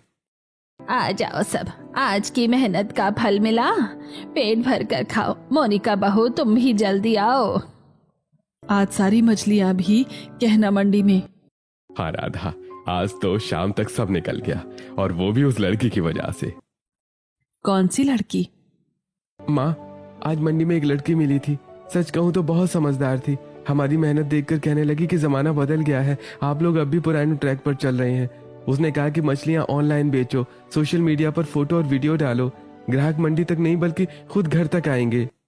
अच्छा, कौन थी वो? शहर की थी या अपने ही आसपास के किसी गांव की? पता नहीं दादी, बस मंडी में मिली थी, मछली लेने आई थी। पता नहीं, मुझे तो लगा बहुत अच्छे से जान पहचान हो गई थी। इतना हंस हंस कर बात कर रहे थे जैसे बरसों की जान पहचान हो। हम तो वहाँ धूप में खड़े खड़े काले पड़ रहे थे, और ये उस मैडम के साथ टेक्नोलॉजी की बातें कर रहे थे। अरे मोनिका भाभी, आप भी ना बात का बतंगड़ बना रही हैं। काम की बात थी वो तो। आइडिया वाकई बहुत अच्छा था उसका। हम लोग तो बस जाल फेंकना और चिल्लाना जानते हैं, पर उसने बताया कि कैसे घर बैठे भी ग्राहक ढूंढे जा सकते हैं। आइडिया अच्छा था या लड़की अच्छी थी, ये तो अक्षत ही बताएगा। भाभी, बस काम की बात थी। अच्छा बेटा, जो भी हो, आइडिया काम का है तो सोचना ही पड़ेगा। हाँ, अगर ऑनलाइन बेचे तो मंडी के चक्कर भी कम होंगे और दाम भी अच्छे मिलेंगे। हमें इस बारे में सोचना चाहिए। और अक्षत, वो लड़की कैसी थी? समझदार तो लगती है। दादी, आप भी? सब हंस पड़े। मोनिका ने मुंह बनाया और थाली में देखने लगी। उस रात खाने की थाली में सिर्फ खाना नहीं था, एक नई उम्मीद भी थी, और अक्षत के मन में एक चेहरा। खाना खाने के बाद सब अपनी अपनी जगह लेट गए। दादी अक्षत के पास आकर बैठ गई। बता बेटा, कैसी थी वो लड़की? अच्छी लगी क्या? तो शादी करेगा उससे? दादी, राह चलती ग्राहक थी, मछली लेने आई थी बस, और वो मुझे बहुत पढ़ी लिखी लग रही थी। तो पढ़े लिखे तो तुम भी हो, ये तो और अच्छा है। और क्या, तू भी तो शहर में पढ़कर आया है, अपने आप को कम समझना तो गलत बात है। अम्मा जी सही कह रही हैं अक्षत, अब तो सोचना पड़ेगा। माँ, दादी, मतलब मंडी में एक लड़की ने सलाह क्या दे दी, आप लोगों ने तो घर में उसके स्वागत की तैयारी भी शुरू कर दी। अरे बस कीजिए अब, वरना मैं यहाँ से भाग जाऊंगा। अक्षत की बात सुनते ही सब हंस पड़े। वो भी हंसा, पर मन में वही चेहरा था। करिश्मा की सादगी, उसका आत्मविश्वास और आंखों की चमक दिल में बस गई थी। अगला दिन फिर वही था, जल्दी उठना, समंदर में जाल डालना, मछली निकालना और मंडी जाना। अनिल जी बेटों के साथ स्टॉल पर बैठे थे, तभी करिश्मा आई। अरे आप फिर यहाँ? कल की मछली बहुत अच्छी थी, पापा ने खाई तो बहुत खुश हुए। अच्छा लगा सुनकर। और वो आइडिया जो मैंने दिया था, सोचा कुछ? हाँ, घर में सबको अच्छा लगा। कोशिश करेंगे कि जल्दी शुरू करें ऑनलाइन। बिल्कुल, जल्दी करिए। यकीन मानिए, आपको बहुत आसानी हो जाएगी। मंडी के चक्कर भी कम होंगे और कमाई भी बढ़ेगी। आप इतना सोचती हैं हमारे लिए? क्यों? बस अच्छा लगता है जब मेहनती लोगों की मेहनत रंग लाए। उस दिन मछली भी बिकी और दो अजनबियों के बीच एक रिश्ता और गहरा हुआ। दिन गुजरते गए, वही मेहनत, वही दिनचर्या, जल्दी उठना, लहरों से लड़ना, मछली निकालना, मंडी जाना, यही था उनका सादा और कठिन जीवन। उन्हीं दिनों करिश्मा मौसी नूतन के घर आई थी। नूतन जी पास ही रहती थी और करिश्मा उन्हें उस दिन समंदर किनारे घुमाने ले गई। कितना सुकून है यहाँ, समुद्र की लहरें देखो। तभी करिश्मा ने नाव पर अक्षत और उसके भाइयों को देखा। मौसी, ये वही लोग हैं, मंडी वाले। अच्छा, तू जानती है ही नहीं? हाँ मौसी, मंडी में मिले थे, बहुत मेहनती और अच्छे लोग हैं। अच्छे लोग हैं तो अच्छी बात है। घर लौटकर नूतन जी चुप नहीं रह सकी। वो करिश्मा के पास आई और उसका हाथ थामा। बेटा, एक बात पूछूं? सीधे पूछना चाहती हूँ। पूछो मौसी। वो अक्षत, क्या तुम उससे शादी करोगी? मेहनती है, समझदार है और अगर चाहे तो आगे भी बढ़ सकता है। देख बेटा, भाई साहब की तबीयत ठीक नहीं रहती, तेरी माँ भी इस दुनिया में नहीं रही। मैं चाहती हूँ जल्दी से तेरा घर बस जाए। मौसी, जैसा आपको ठीक लगे। नूतन ने करिश्मा को गले लगा लिया। उसके एक जवाब में बहुत कुछ था, हाँ भी और एक अनकही उम्मीद भी। नूतन मौसी ने देर नहीं की, अनिल जी के घर बात पहुंचाई। दोनों परिवार मिले, बातें हुई और देखते ही देखते शादी हो गई। हमें कोई ऐतराज नहीं है, लड़की समझदार है, मेहनती लगती है। और हमारा अक्षत भी कम नहीं है। तो फिर रिश्ता पक्का समझें? जी बिल्कुल पक्का। शादी का दिन आया। समंदर के किनारे लहरों की आवाज के बीच शहनाई बजी, रस्में हुई, फेरे हुए और करिश्मा ने लाल जोड़े में उस झोपड़ी की दहलीज पर पहला कदम रखा। देखो देव की भाभी, समुद्र किनारे एक और बहू आ गई। अब इस झोपड़ी में और भीड़ हो जाएगी। मछली की बदबू में एक और जिंदगी बर्बाद। मोनिका, आज खुशी का दिन है, कम से कम आज तो चुप रहो। मैं तो बस सच बोल रही हूँ भाभी। आओ करिश्मा, इस घर में तुम्हारा स्वागत है। ये घर छोटा है लेकिन दिल बड़े हैं यहाँ। भाभी, घर छोटा बड़ा नहीं होता, अपना होता है। बेटा, यही सोच चाहिए। देव की मुस्कुराई, उसे लगा घर में एक हमदर्द मिल गई। मोनिका अब भी मुंह बनाकर एक कोने में खड़ी थी। रात हुई, सब सो गए। अगले दिन से जिंदगी फिर वही, समंदर, मछली, मंडी। लेकिन अक्षत के लिए इस बार सब अलग था, क्योंकि घर में करिश्मा थी। करिश्मा, थक जाओ तो आराम करना, पहला दिन है। आप जाइए, मैं देव की भाभी के साथ हूँ। रात को जब सब सो गए, मोनिका ने अक्षय को एक तरफ खींचा। सुनो, अब एक और आ गई है इस घर में। मैं कब से कह रही हूँ यहाँ से चलो। इस समुद्र किनारे रहकर क्या मिल रहा है? मछली की बदबू, टूटी झोपड़ी और रोज की यही मेहनत। मोनिका, माँ पापा को छोड़कर कहाँ जाऊँ? ये घर है मेरा। घर है या जेल है? पढ़े लिखे हो, बाहर जाकर कमाओ। यहाँ रहकर क्या मिलेगा? बस मछली और समुद्र। मोनिका प्लीज, थका हुआ हूँ, सोने दो। मोनिका चुप तो हो गई, लेकिन उसकी चाल रुकी नहीं। धीरे धीरे उसने अक्षत पर नजर डाली। अक्षत पढ़ा लिखा था, समझदार था। मोनिका को लगा यही सही निशाना है। एक दिन मोनिका ने अक्षत को अकेले बैठे हुए देखा। वो जल्दी से उसके पास आई। दीवा जी, आप तो पढ़े लिखे हो, शहर में जाकर नौकरी करो, अच्छी जिंदगी मिलेगी। यहाँ एक झोपड़ी में क्या रखा है? भाभी, पापा अकेले नहीं संभाल पाएंगे। अरे, और भी तो लोग हैं यहाँ पर। तुम चली जाओ, थोड़े पैसे आएंगे तो घर भी बड़ा होगा, करिश्मा की जिंदगी भी संवर जाएगी। अक्षत चुप रहा, पर बात दिल में उतर गई। मोनिका का जहर धीरे धीरे असर कर रहा था। एक एक बात, हर दिन। एक दिन उसने करिश्मा को घर पर लैपटॉप पर काम करते देखा। मोनिका की बातें दिमाग में घूमी। उसे लगा यही सही वक्त है। करिश्मा, एक बात करनी थी। हाँ बोलो। मैं सोच रहा था हम शहर चले जाएं। मैं पढ़ा लिखा हूँ, तुम भी हो, वहाँ जॉब कर लेंगे। यहाँ रहकर मुश्किलें और बढ़ेंगी। तुम्हें भी कितना एडजस्ट करना पड़ रहा है। शादी करके यहाँ समंदर किनारे फंस गई। अक्षत, आप मेरे बारे में इतना गलत सोचते हैं? नहीं, मेरा मतलब वो नहीं था। मैं पढ़ी लिखी हूँ तो घर बैठे ऑनलाइन काम भी कर रही हूँ। आप भी कर सकते हैं। घर वालों को छोड़कर जाना कोई हल नहीं होता। और मैं कोई बड़े घर की नहीं हूँ जिसे एडजस्ट करने में दिक्कत हो। मैंने हमेशा मुश्किलों का सामना किया है, आगे भी करूंगी। इन्हें अकेले नहीं छोड़ सकते। लेकिन शहर में पैसे ज्यादा मिलेंगे, वहाँ घर होगा, ये झोपड़ी नहीं। यहाँ भी कमा सकते हैं। मैंने ऑनलाइन सेलिंग का आइडिया दिया था ना, याद है? वो आज भी काम का है। और अक्षत, ये बात आपके मन में आई कहाँ से? किसने कहा आपसे?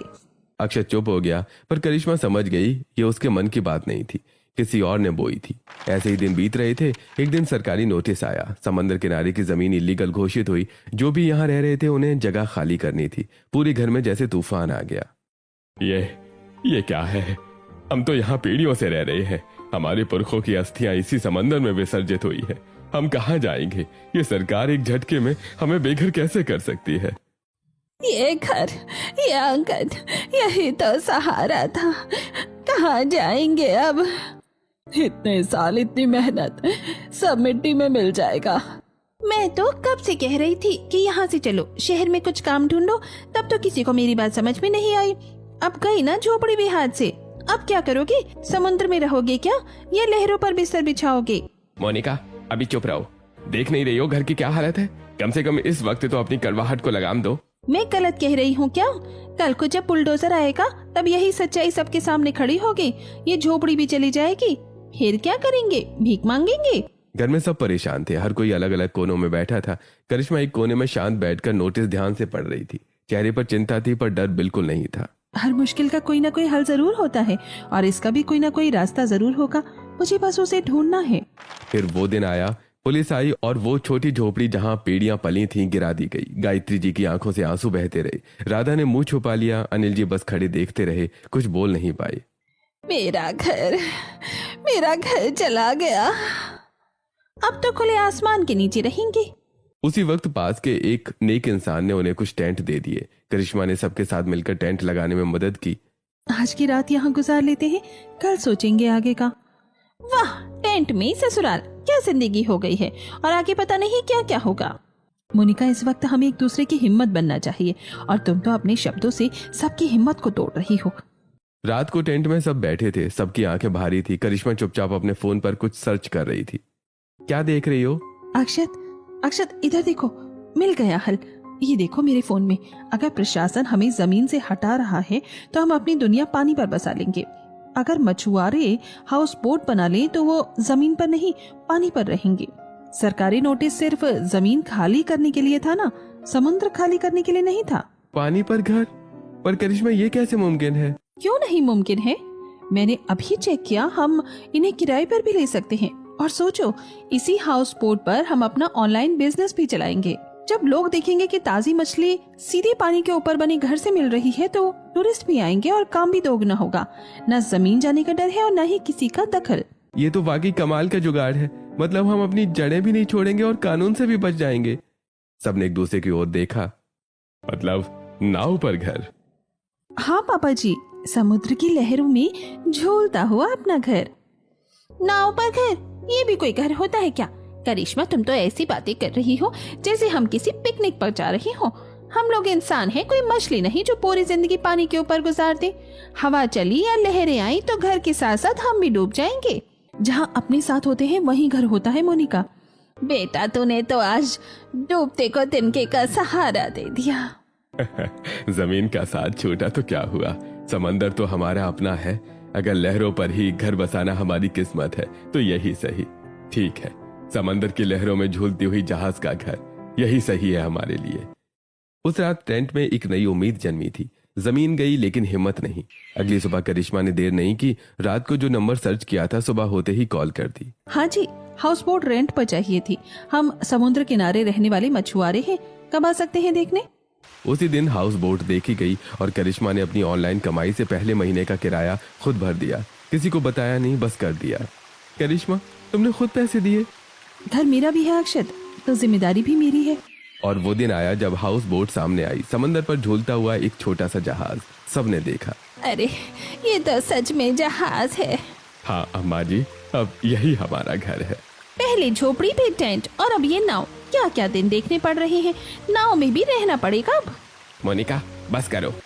चलो अंदर चलते हैं। अंदर गई तो समझ आया। हाउस बोट छोटी थी और परिवार बड़ा। हर कदम पर एक नई दिक्कत। राधा ने सबसे पहले रसोई देखी। इतने छोटे चूल्हे पर इतने लोगों का खाना कैसे बनेगा? और सोएंगे कहाँ, जगह तो बहुत कम है। और ये मछली की बदबू यहाँ तो चारों तरफ से आ रही है। खिड़की खोलो तो समुद्र, बंद करो तो बदबू। दिक्कतें हैं लेकिन हल भी निकलेगा। धीरे धीरे सब ठीक हो जाएगा। चलिए अभी तो खाना बना लेते हैं, सब लोग भूखे हैं। पहले दिन राधा और करिश्मा ने मिलकर उस छोटी सी रसोई में खाना बनाया। जगह कम थी, बर्तन कम थे। बेटा ये चूल्हा तो बिल्कुल छोटा है, एक बार में एक ही चीज बनेगी। कोई बात नहीं माँ जी, बारी बारी बना लेते हैं। इतनी भीड़ में खाना भी ठीक से नहीं खा सकते। किसी तरह खाना बना, सबने मिलकर खाया। फिर रात हुई और असली दिक्कत शुरू हुई। बेटा सोएंगे कहाँ सब? दादी, सभी लोगों को एक साथ ही सोना पड़ेगा क्योंकि इतनी ही जगह है इस जहाज में। सब एक कमरे में लेट गई, कोई दाईं तरफ, कोई बाईं तरफ, कोई बीच में। जगह इतनी कम थी कि करवट लेना भी मुश्किल था। ये भी कोई जिंदगी है? अरे सो जाओ मोनिका। धीरे धीरे सबकी आंखें बंद हो गईं। रात का सन्नाटा, लहरों की हल्की आवाज और सब सो गए। लेकिन आधी रात अचानक समंदर में बड़ी लहर आई। हाउस बोट जोर से हिली और सब एक साथ उठ गए। अरे ये क्या हुआ? अरे डूब तो नहीं जाएंगे? अनिल जी, ये क्या हो रहा है? ये जहाज इस तरह झूल क्यों रहा है? मैंने कहा था यहाँ नहीं रहना, अब डूब जाएंगे सब। अरे घबराओ मत, समंदर की लहर थी, हाउस बोट ठीक है। सब ठीक है।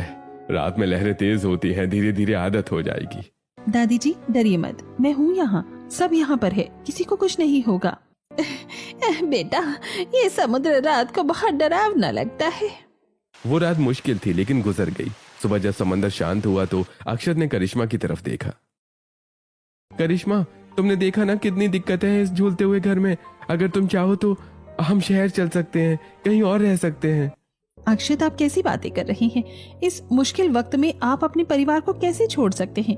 हमें तो इस परिवार की ढाल बनना चाहिए, भागना नहीं। अक्षत चुप हो गया। करिश्मा की बात दिल में उतर गई। उस सुबह अक्षत को समझ आ गया, उसकी पत्नी इस घर की बहू नहीं, इस घर की ताकत थी। तुम सच में अलग हो करिश्मा। मैं अलग नहीं हूँ, बस मुझे कभी भी घर वालों का इतना प्यार मिला ही नहीं, इसलिए मेरा मन नहीं होता कि मैं इन्हें छोड़कर कहीं बाहर जाऊं। दिन गुजरते गए, लहरों के साथ जिंदगी भी बहती रही। शुरू में जो लहरें डराती थी, धीरे धीरे उनकी आदत हो गई। मछली बिकती, पैसे आते और करिश्मा की ऑनलाइन कमाई भी घर में लगती। जो कमाता सास के हाथ में रख देता। एक शाम सभी घर वाले बैठे थे, तभी अनिल जी ने कहा, पहले सोचते थे इस नाव पर कैसे रहेंगे, अब लगता है यही घर है अपना। समुद्र ने अपना बना लिया हमें। लेकिन कुछ दिनों से एक चीज सबने नोटिस की। मोनिका चुप थी, न शिकायत न बड़बड़ाहट, बस चुप। देखा, मोनिका आजकल कुछ बोलती ही नहीं। हाँ, मैंने भी नोटिस किया। लगता है मोनिका को भी आदत हो गई है यहाँ रहने की। अच्छा, चलो अच्छा है। बहुत अच्छा है। मोनिका ने सुना, कुछ बोली नहीं, लेकिन उसके चेहरे पर एक हल्की सी मुस्कान आई और चली गई। शायद समंदर की लहरों ने उसे भी कुछ सिखा दिया था। क्या करें, जिंदगी में कुछ चीजें सीखनी ही पड़ जाती है। अब देखिएगा, ये सारी मुश्किलें एक दिन खत्म हो जाएंगी। बहुत बातें हो गई बेटा, चलो पहले खाना खा लो। खाली पेट मुश्किलें और बड़ी लगती हैं। सभी ने मिलकर खाना खाया। इसी तरह वो दिन गुजर गया और अगले दिन सब अपने अपने कामों में व्यस्त हैं। तभी मोनिका, जो अक्सर घर के कामों से कतराती है, आज कुछ अलग ही अंदाज में नजर आती है। वो सलीके से तैयार हुई और उसके चेहरे पर एक अजीब सी जल्दबाजी है। आज मुझे बाहर जाना है, मेरी एक पुरानी दोस्त है, बहुत दिनों से बुला रही थी, बस उसी से मिलने जा रही हूँ। ठीक है, जाओ, और ध्यान रखना, हालात अभी ठीक नहीं, शाम ढलने से पहले घर आ जाना। अक्षय, जो वही जाल समेट रहा था, उसने कहा, ठीक है जाओ। वैसे भी इस घर के शोर शराबे से तुम्हारा मन उब गया होगा, पर ध्यान से जाना और अपना ख्याल रखना। ठीक है। मोनिका बिना पीछे मुड़े तेजी से बाहर निकल गई। घर में सब फिर से अपने अपने कामों में लग गए। तभी अजय ने कुछ काम के लिए पैसे मांगे। माँ, कुछ पैसे चाहिए थे। हाँ बेटा, देती हूँ। राधा जी उठकर अंदर गईं। जिस डिब्बे में वो पैसे रखती थी उसे खोला और देखते ही उनके होश उड़ गए। अनिल जी जल्दी आइए। क्या हुआ? पैसे, सारे पैसे गायब हैं। कुछ ही पल में वहां सब इकट्ठे हो गए। क्या? कितने थे? पूरे महीने की कमाई थी उसमें। कौन आया यहाँ पे? बाहर से तो कोई नहीं आया। घर में तो सब अपने ही थे। ये क्या हो गया? अब क्या होगा? आज घर में कौन कौन था और कौन बाहर गया? सब चुप। सबके दिमाग में एक ही नाम आया, लेकिन किसी ने नहीं बोला। वो पूरा दिन परेशानी में गुजरा और मोनिका भी नहीं आई। शाम ढलने लगी तो सब और परेशान हो गए। तभी दरवाजे पर आहट हुई। मोनिका, अरे ये क्या? मोनिका की हालत खराब थी, कपड़े फटे हुए, चेहरे पर खरोंच और खून के निशान थे। अरे बेटा, क्या हुआ तुम्हें? बताओ मोनिका, कुछ तो बोलो। पानी लाओ जल्दी। मोनिका जोर जोर से रोने लगी। मुझे माफ कर दो, मुझे माफ कर दो सब। क्या हुआ मोनिका, बताओ तो। मैं मैंने घर से पैसे निकाले थे। मैं यहाँ रहकर बहुत परेशान थी, किसी ने मेरी बात ही नहीं सुनी। तो मैंने एक एजेंट से बात की, उसने कहा था पासपोर्ट बनवाएगा, बाहर लेकर जाएगा, जिंदगी अच्छी हो जाएगी। मैंने सोचा चली जाऊंगी, फिर अक्षय को भी बुला लूंगी, सब ठीक हो जाएगा। लेकिन वो धोखेबाज था, उसने मेरे सारे पैसे छीन लिए। मुझे माफ कर दो, मुझे माफ कर दो। अक्षय ने मोनिका को गले लगा लिया। सबकी आंखें भर आईं। अक्षय, मुझे माफ कर दीजिए प्लीज, मैं बहुत गलत थी। मोनिका प्लीज रोना बंद करो, तुमने जो किया ना समझी में किया। पहले इन्हें डॉक्टर के पास ले चलते हैं, बाकी बातें बाद में। मोनिका की गलती को माफ करके इस परिवार ने उसे उसी तरह थाम लिया जैसे समंदर की लहरें नाव को थामती हैं। धीरे धीरे मोनिका भी बदल गई थी। वो अब हर काम में हाथ बटाती, शिकायतें कम हो गई थी और हाउस बोट को अपना घर मानने लगी थी। देवकी भाभी, आज मैं बना लूं क्या खाना? क्या वाकई तुम खाना बनाना चाहती हो? हाँ, अब तो ये घर मेरा भी है। तो आओ। समंदर की लहरों में झूलती हुई जहाज में जिंदगी खुशी से कट रही थी। सब कुछ एक हसीन सपने जैसा था। सुबह की पहली किरण पानी पर नाचती थी और रात तारों की छांव में बीतती थी। लेकिन एक रात अचानक समंदर का मिजाज बदल गया। ठंडी हवाएं चीखों में बदल गईं और लहरें पहाड़ों की तरह ऊंची होने लगी। हाउस बोट किसी खिलौने की तरह जोर जोर से हिलने लगी। बाहर घना अंधेरा था और एक भयानक तूफान दस्तक दे रहा था। अरे ये तूफान बहुत बड़ा है, क्या करें? बेटा, ये नाव टिकेगी, अब क्या होगा? करिश्मा ने फोन उठाया और कॉल की। घबराओ मत, मैं जीपीएस ट्रैकर ऑन कर रही हूँ। हेलो, हम समुद्र में फंसे हुए हैं, तूफान है, हमें ट्रैक करके बचाइए, ये हमारी लोकेशन है। कुछ ही देर में एक रेस्क्यू बोट आई। सबको सुरक्षित बाहर निकाला गया। किनारे पर पहुंचकर गायत्री दादी ने करिश्मा को गले लगा लिया। बेटा, तूने आज सबकी जान बचाई। रेस्क्यू टीम ने जब उनकी पूरी कहानी सुनी तो उनकी आंखें भर आई। उन्होंने सरकारी मदद से एक कानूनी फिशिंग जोन दिलवाया, पक्की जगह, पक्का हक। आप लोगों ने बहुत संघर्ष किया है, अब ये जमीन आपकी है, कोई नहीं छीन सकता। इतने साल बाद अपनी जमीन। और फिर वक्त ने पलटी मारी। करिश्मा का वो आइडिया जो उसने मंडी में दिया था अब हकीकत में बन गया। ऑनलाइन फ्रेश फिश डिलीवरी शुरू हुई और देखते ही देखते पूरे शहर में उनका नाम हो गया। अक्षत, आज 50 नए ऑर्डर आए हैं। सच में करिश्मा, तुमने तो कमाल कर दिया। धीरे धीरे उन्होंने अपनी 2 नई नावें बनाई। समंदर की लहरों पर जब वो नावें चलती तो दूर से ही पहचानी जाती थी। लोग आते, समंदर की सैर करते और ये भी एक नया बिजनेस बन गया। करिश्मा बेटा, कभी सोचा नहीं था कि ये समुद्र एक दिन हमारी तकदीर बदल देगा।